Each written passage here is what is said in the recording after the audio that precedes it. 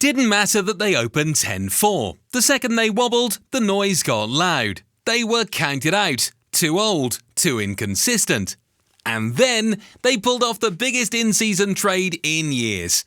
Now, with just a few games left in the regular season, the Lakers aren't just sneaking into the playoffs, they're crashing the party with LeBron James and Luka Doncic playing some of their best basketball ever.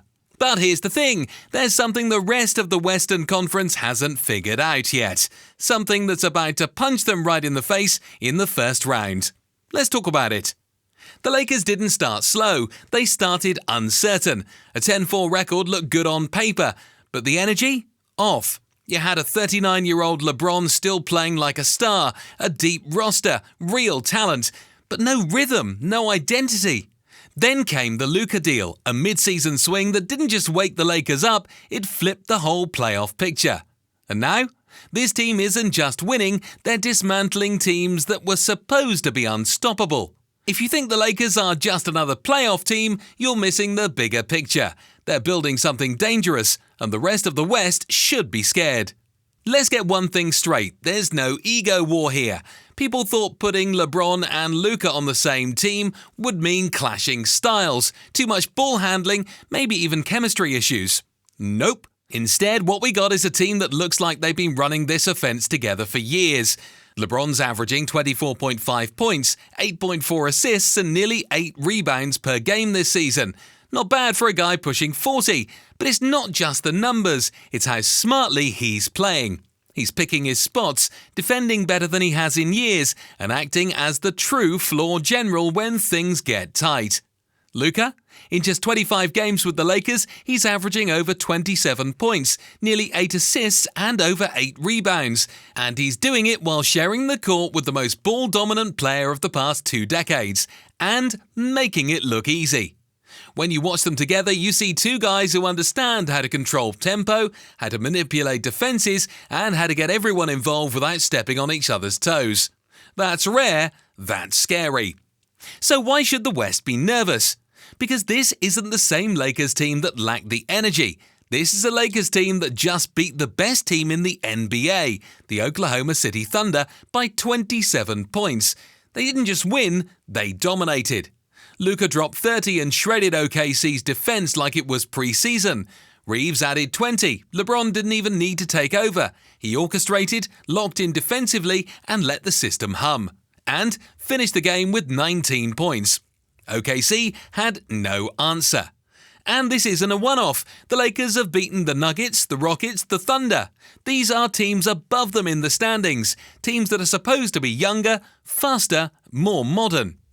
But when the Lakers are locked in, when their offense is flowing and their defense is scrambling like it was against OKC, it doesn't matter how fast or young you are. They will wear you down.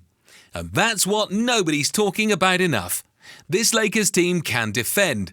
They're long, they switch well, and guys like Dorian Finney-Smith and Gabe Vincent bring real grit. They rebound, they close out, they don't give you second chances. And when you can combine elite offensive talent with committed team defense, that's championship DNA. Let's break down the teams the Lakers could face and who they should be confident against. Golden State Warriors. Right now, the Lakers would draw Golden State in the first round, and let's be honest, the Warriors aren't the Warriors of old. Yes, Steph is still dangerous, but the Lakers have the size, the speed, and the defensive schemes to disrupt the Warriors' flow. And remember the 2023 playoffs? LA knocked them out in the conference semi-finals. Nothing has changed. If anything, the Lakers have gotten better, and the Warriors have slipped further. Los Angeles Clippers. The Clippers? It's tricky. When healthy, Kawhi and James Harden can give anyone problems. But health has always been their issue, and in a 7-game series, it's hard to bet they'll be 100%. Luka has a personal grudge against the Clippers, and LeBron knows how to outsmart them. It would be a battle, but a winnable one. Minnesota Timberwolves, Memphis Grizzlies. Tons of talent, but the Wolves are young and still learning how to win in the playoffs.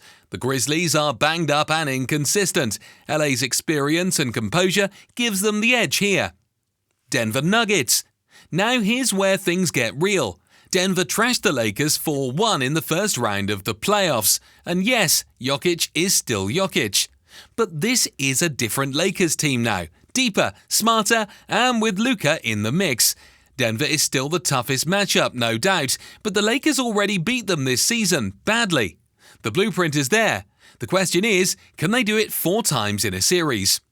Oklahoma City Thunder. They've been the story of the season. Shai's playing like an MVP. Chet is the real deal, and they're loaded with young legs. But the Lakers just dropped 42 points on them in the first quarter.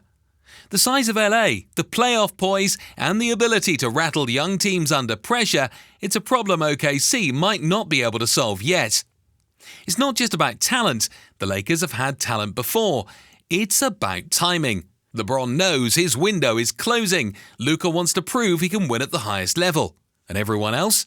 They're locked in like they know this is their shot. You can feel it when they play, the extra effort on defense, the body language, the way they respond when a team goes on a run. They've stopped playing like a group of individuals and started playing like a team with something to prove. That's what makes them dangerous. It's not the names on the roster, it's the urgency, the execution, the belief. Now, it's not a done deal. If they want to make a deep run, a few things have to break right. Health is the biggest one. LeBron has to stay upright. Luka needs to avoid burnout. The rotation needs to stay intact. They also need to keep shooting well. In the win over OKC, they hit 22 threes. That won't happen every night. But if Reeves, Vincent and Rui can keep spacing the floor, it opens everything up for LeBron and Luka. And coaching? JJ Redick has been sharp, calm, tactical. He's given this team structure without overcomplicating things. If he keeps pressing the right buttons, this group will stay dangerous. This is what the Western Conference needs to understand. The Lakers aren't trying to be the flashiest team. They're not hunting for MVPs or highlight reels. They're hunting wins. They've got Luka Doncic finally playing on a contender, LeBron James playing chess while everyone else is playing checkers, and a team that looks more locked in than they had been in years. So yeah, the standings might not say they're the favourites, but if you watch them these last few weeks, you know. This team has that look. Not just a playoff team, not just a dark horse. A problem. If you think the Lakers are real contenders, drop a fire in the comments. And if you're still doubting, just wait. Playoff season's almost here, and the Lake Show is ready.